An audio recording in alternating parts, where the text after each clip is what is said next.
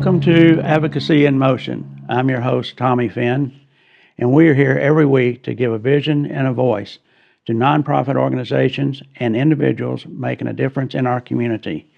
And before I introduce my guest today, I want to say thank you to our presenting sponsor, Niagara.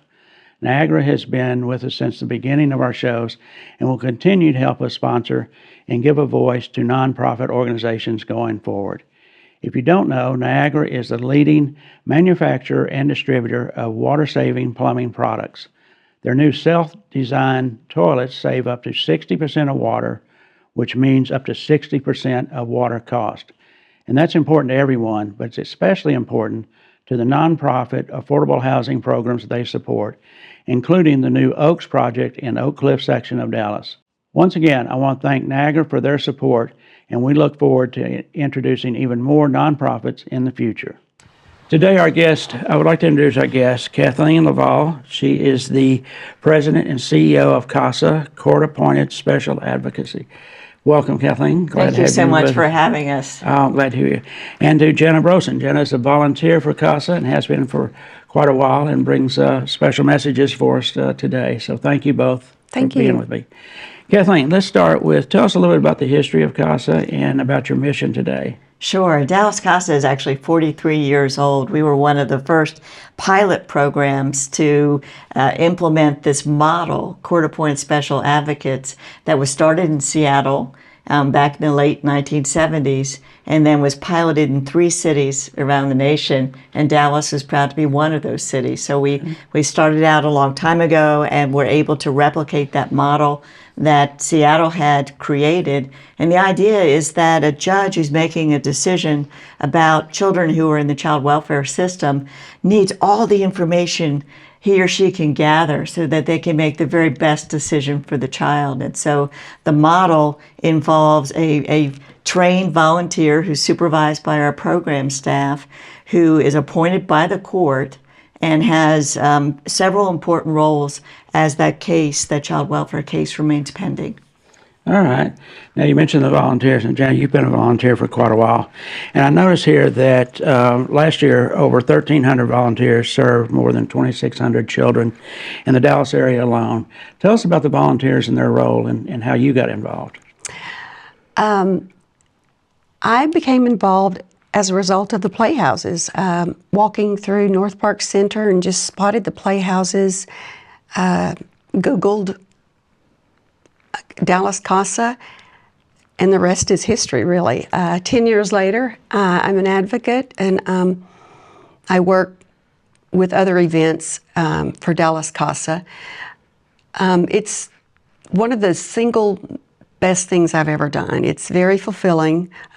Like Kathleen said, I am the one who knows what's going on in a case. I know about their medical, their educational information, and I can bring that to the court. Okay, so the volunteers, are they assigned to families or to children and then just follow them through the court system? Is that correct? I have a supervisor, and we're led under the great leadership of Kathleen. My supervisor helps me with anything that I need to know as a volunteer. She's very well trained. She talks to me about the case, and if I think it's a good fit for me and that I can do well, I take that case. And then, yes, once I take that case, I see it through to the end until a child or children are in a safe place, a safe environment, with their own family to wake up every morning in the same house. Oh, that's terrific. It is. I know that one of the missions here is to protect children and to restore childhood. Kathleen, tell us about that. How does that? Sure. And so volunteers like Jana, they form that caring connection with a child. It can be such a frightening and uncertain time, and everything around the child is changing. They may change placements. They may be moved from one foster home to another. They may change schools, even school districts. And so it's important to have that lifeline, that consistent influence of an adult who knows you well, as Jana said, knows your circumstances, but thinks of you not just as the sum of those challenging circumstances, but as a child who deserves to have a normal upbringing and deserves to be safe. And that's what we talk about restoring childhood. We want to make sure that a child doesn't think of themselves as restricted or defined by their time in foster care. They still see the promise, the possibilities of what they can become. Hey, how many volunteers are there? So we had more than 1,300 volunteers were assigned to cases last year and serving over 2,600 children. So we are incredibly fortunate in Dallas County that our CASA program actually can accept 100% of the court appointments from all 10 courts that preside over child welfare cases. So we actually serve more children with volunteer advocates than any of the more than 900 CASA programs throughout the country. And that is just huge bragging rights to this community, right, Jana? Yes. I mean, to have that kind of support, to have so many individuals who are willing to step out of their comfort zone, come off the sidelines and really stand with that child to reflect what our community standards are, what you and I would want for children we know, children we love, and that's what our volunteers bring to each child and to each case. I know it's got to be very rewarding for both of you, for all the volunteers. Tell us something about what really gets to your heart. I think about one story in particular. My child, I visited him in his home, at his school, at his doctor's appointments. But one time in particular, he was at daycare. And I would see him about every other month at daycare. And when I walked in one day, all his little friends gathered around to play the games that he and I only played months back. So he got to enjoy his friends enjoying me. Mm-hmm. And that felt like a bond, just a brotherhood of him. So many things. What is also near and dear to me is that a child gets a bed. It's my interest that a child gets to go to bed in the same bed every night. That is such a basic need that we really don't think about that often until it's not there. Yes. Yes. So our goal is always, if possible, if it's a safe option, for a child to go home and be reunified with their family. And when that's not possible, we put tremendous energy and effort into finding relatives, because we know that a child who still maintains that family connection is really, the outcomes are better. They feel a sense of belonging and that cultural connection. And so we're also very fortunate to have so many families who foster to adopt and become that forever home for a child when that option of going home or being with a relative just isn't there for them. Do you work with families to help them adopt or help them foster homes? You work on that side as well? Yeah, so we are the co-sponsors of National Adoption Day, which is one of my favorite days in the entire calendar. I mean, it's just a very uplifting day, because the only hearings going on at the courthouse, it's the Saturday before Thanksgiving, are adoptions. And so we have superheroes, the Capes for Kindness folks, the nonprofit, come out and greet the families and the kids. Our judges are very enthusiastic. They bring their entire families, kind of their whole tribe comes to support them, sometimes with matching T-shirts. Yes. And it's a very uplifting day, and sometimes it's relatives adopting and sometimes it's not. But you just have that, really, that sense of joy just fills the whole courthouse. That's amazing. I can see, just looking at both of you, just the joy you have in talking about this. It's a great day. That is a great day. You get to see it all come to fruition, and it all gets put together. How long have you been volunteer? I'd say about 10 years. About 10 years? Yeah, about 10 years. Very interesting. Or right at that, maybe 9. Who's counting? I'm going to keep going. You're going to keep going, I will forever for be sure. a Dallas CASA, yes. That is wonderful. That is wonderful. Even when it gets hard, because it's not always easy. Okay. We'll take a little break here and talk about one of our other sponsors. But when we come back, one of the things that is really a fun way to get involved is the Playhouse. Yes. at North Park, and we want to talk about that, and we'll have some videos and stuff. But I want to say thank you to Prana Haven. Prana Haven is this wonderful little gift shop in downtown Richardson.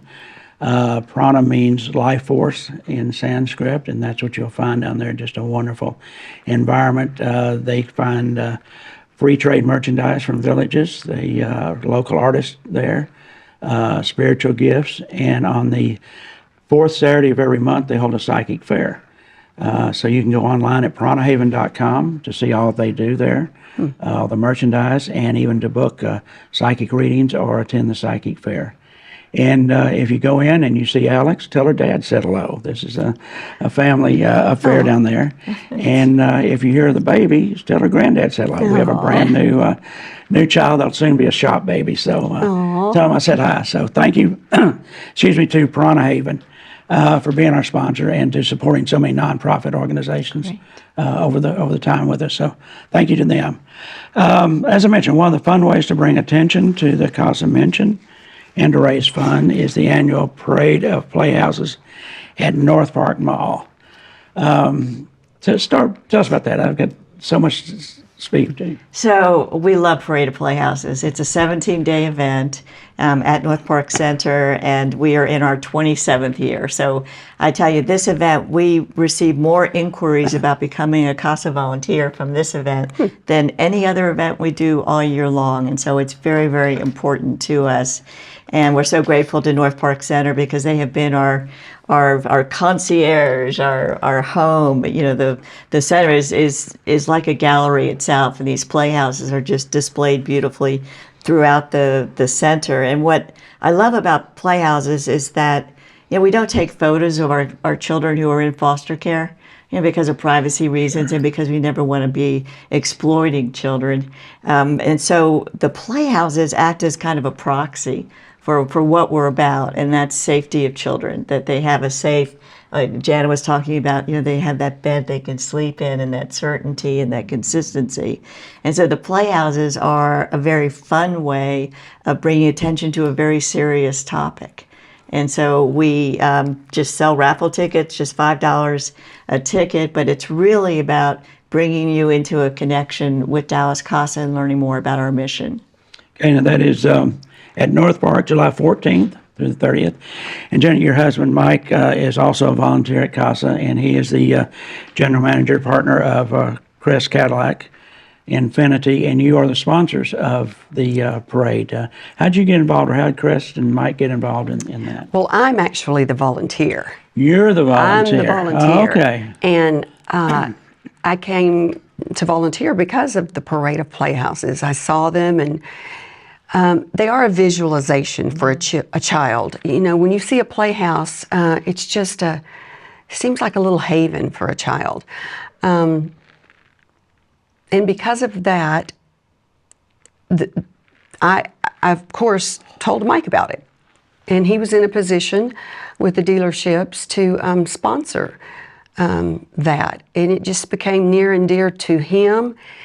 Not only do they sponsor, they build a playhouse every year. And he actually is very hands-on with that playhouse. He will drill and glue. They may have to go back and redo it, but he still does that. And this year, it's his Crest Playhouse will be a golf theme, because golf is a big part of Mike's life. He takes this seriously. He loves Parade of Playhouses. That is terrific, and I know we're going to be showing some video and some pictures of it. And there's so many different wonderful designs. Now you have different construction companies that build these or design these, or architects or whatever. So how many playhouses are on display at North Park? We have so far we'll have 12 for this year, and we've had as many as 15, and so we'll see as we get closer to the event the final number. But I'm just so impressed with the creativity. You know, we never seem to have duplicates. We're going to have a Hobbit house, a movie theater, the golf themed playhouse that Jana was talking about, and then the Mavs are for the third year in a row going to have a house that is you know, based on basketball, so we're very grateful for their consistent support. But you know, we have some of these builders have been doing it, for 20 years. It's just amazing. And sometimes it's individuals and sometimes it's professionals. KDC actually is our grand marshal, and they help us recruit architects and then pair them with construction companies to create these little masterpieces. That's great. And again, I've seen some of them. I'm just amazed at the creativity, as you mentioned, and these are not typical playhouses. I've seen rocket ships and all kinds of things that they have put together. And again, we want to encourage everybody, once again, North Park Mall, July 14th through the 30th. And tell us, this is a raffle to raise money for CASA. How does that work? How do people get involved with that? So Jana actually chaired it one year. I did, and I've worked at the event many years, except we stopped at COVID. We stopped, actually, it was more of an online giving. We still had playhouses, right? Right. I can't remember back that far. But one thing about working the tables at North Park is when somebody comes to buy raffle tickets, they have a story also. They perhaps have been in foster care themselves, the mom has, and then, she has a story. So it's such a good way to tell people about Dallas CASA. Again, the stories I hear when I'm working at the tables, people walking through North Park can just buy a raffle ticket or several, and have a chance to win. We have a drawing on Sunday, the last Sunday, and we deliver the playhouses to the winners. Is there a way to buy a raffle ticket or enter online or somewhere? How can we do that? Absolutely. So DallasCASA.org, our website, all the houses will be photographed and displayed on our website, and so you can enter for a chance to win those playhouses virtually. But we do hope you'll come out to North Park because it's such a festive occasion as you walk from house to house. Oh, that is terrific. And you mentioned that this is for fundraising, and fundraising is always a balance between your mission and the need to raise funds for nonprofit organizations. How do you balance that? How do you move forward with that mission?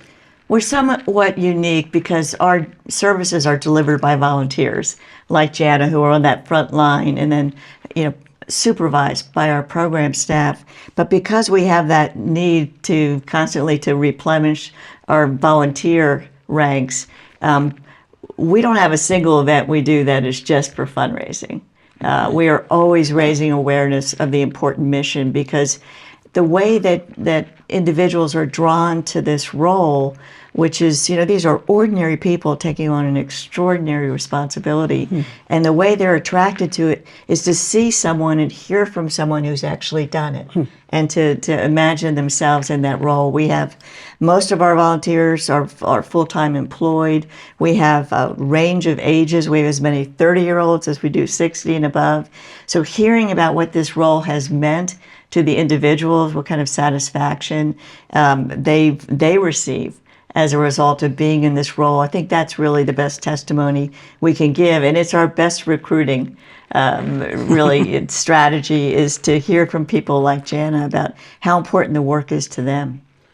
Other than the Playhouse, what are some other ways people can donate or give or get involved with CASA? Well, certainly, every week we do an information session virtually, so you can learn about the role of becoming a volunteer advocate. We also have 2 auxiliary groups. We have our young professionals and our Children's Council, our largest auxiliary group, and so you can become involved. Members of those auxiliaries may help us with events, or they may help with the holiday gifts that we do. We do Angel Tree. And so there are, various times throughout the year where they can get involved. You can help with our Champion of Children dinner, which is coming up on October 12th. And you can be involved in the planning committee or the host committee. And then we have an annual spring luncheon, and then we have an annual golf tournament. So there are plenty of ways to become involved. So tell us, the prom event is just... Tell us about that. And Jana, it's near and dear to her heart. It really is. We actually turned the Dallas CASA office into a boutique for foster girls to come shop for prom dresses and shoes, and not only girls, boys too. and we do it on 2 Saturdays right before prom season starts. And it is unbelievable at the girls' reactions when they see themselves in a beautiful dress. We also take a Polaroid snapshot of them and give it to them. And when they see the picture, so many times they say, "I look so pretty." And they just don't realize. And the dresses are donated, and a lot of work goes into it, but it is fascinating and phenomenal. I think you kind of touched on it there, and I think one of the things that CASA does and what you do for the families and the children is self-esteem, and what you mentioned there. And I'm sure that's very important to those children in need that need At those that services. age especially, yes. So I think that's probably a big part of it. Yes. As you can see here, we have lots of notes and stuff here, but rather than me going through that, what have we missed? This is your time to tell us what you want to. Jana, is there anything we missed that you want us to talk about, or you want to talk about? It's just... I would love to see more sponsorship, strong sponsorship. Of course, that's just what we need, being who we are. But the advocates are great. Dallas CASA advocates go all in. That just couldn't be better. But of course, we always need funds. We always need more in order to fulfill our obligation and our mission. Kathleen? And I think I would just want to add just a strong note of gratitude for sponsors like Crest, for volunteers like Jana. I mean, that's really how the mission moves forward. And we ask for a minimum commitment of a year or one case. But then you have volunteers like Jana who've been doing it for a decade. We have a volunteer who's in his 27th year. So it really does come to be part of who you are, kind of the fiber of your being. I mean, we do an annual survey of our volunteers asking about their level of satisfaction, what they're challenged by, what they celebrate. And I still remember one where the response said that they were a little nervous about whether they had the skill set to do this, because it's different, than what most of us have experienced. And then they realized that they were born to do this work. And I just love that expression, that is great. Born to do this work. And it just is it's a volunteer role that is challenging, it's difficult, but it is so rewarding. So make sure everyone knows how to get in touch with you, how to donate, how to volunteer. Tell us one more time how we can do that. DallasCASA.org. That is our website, and we'll have tabs there for volunteering, for joining the 2 auxiliaries I spoke about, and then also to donate. And it gives you all the detail about how to become a volunteer. That is terrific. And one more time, NorthPark Mall, July 14th through the 30th. Be sure and stop by, bring the family, and go to website to help out in any way you can. So I want to thank you both so much for being here today. Thank you, Tommy. Yes. And sharing your story with us. So Most welcome. Thank you. thank you.